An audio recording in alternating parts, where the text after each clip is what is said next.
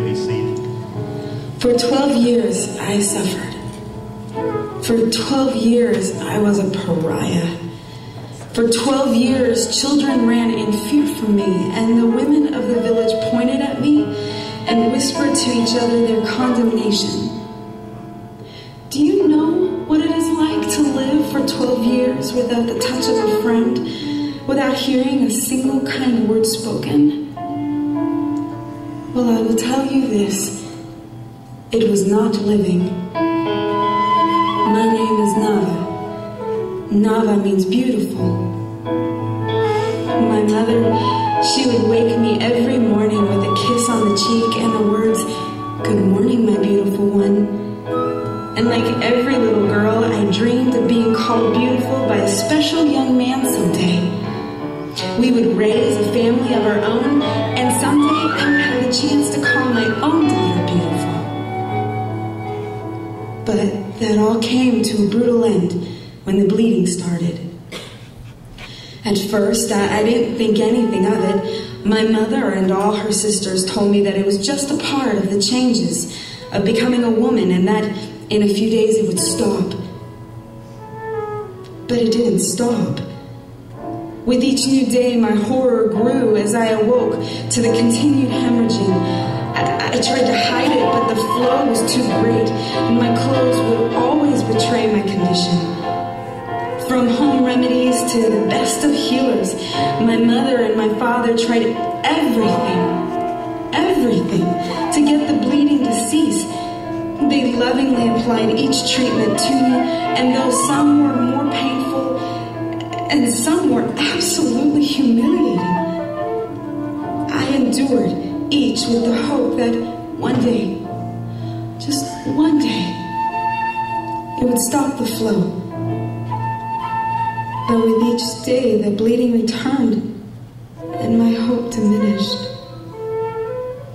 In the 3rd year of my disease, my mother suddenly died. And that was way too much for my father, and he found his escape in wine. He would no longer even acknowledge my presence, and I was utterly alone. I was then declared unclean by the religious leaders of my village, and if the outward stains of blood on my clothing were not enough to expose my shame, by their command I then had to proclaim it to all that came near that I was unclean. I despised each day. I loathed every breath I took. But in the 12th year of my abandonment, a young man came to our village. He talked about how God loved the unlovable, how he healed the sick, and he lived among the outcasts. And people were changing. The village was changing. The whispers of condemnation directed at me were stopping. It seemed that the glares of rejection were turning into looks of compassion. Did I dare hope? How could this holy man even look upon my shame? Would he turn in revulsion? Would he condemn me too? They then called this man Jesus to come and heal Jairus' daughter, who was also sick. A mob crowded around him, pushing and talking and asking questions. And so I thought, maybe I could hide myself in the crowd, and unseen, I could just touch the hem of his robe, and maybe that would bring the healing that I so desperately needed. He would not even have to bother himself with me. He would not even have to see my shame and be tarnished by my presence. And so I covered my head and I took my chance. I got down on my knees. Oh, my heart was pounding so loud that I thought it would give me away. And I reached out, and for 1 second of a second, I touched his robe. I felt the presence of love touch my deepest being. Because in that one instance when my fingers touched his robe, I felt this warmth like never before flood through my body.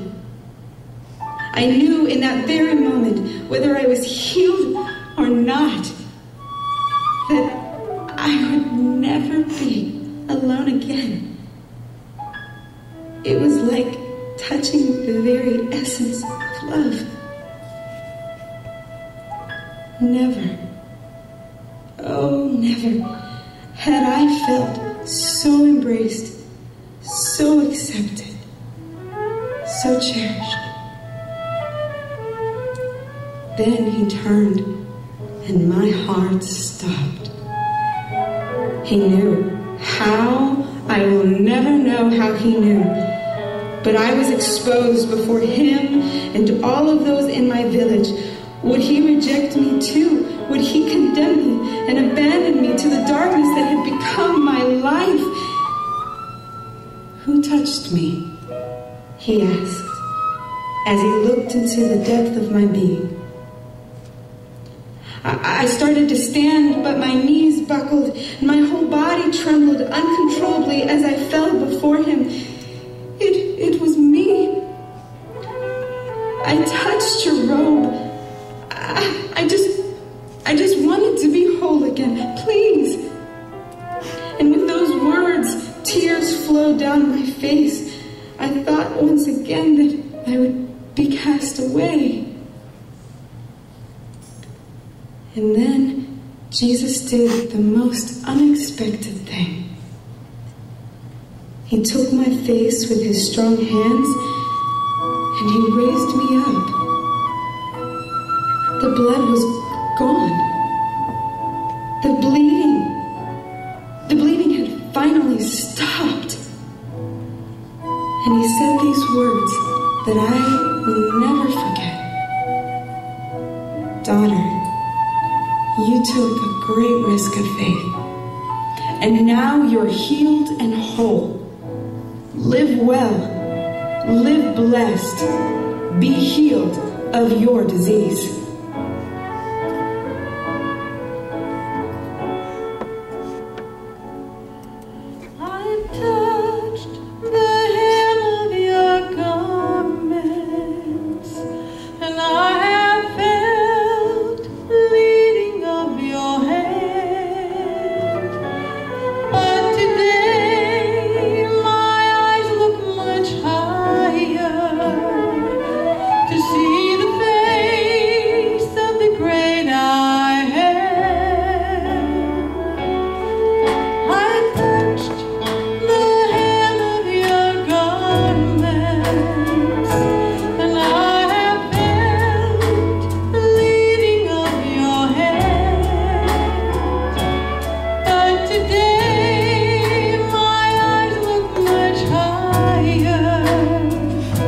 To see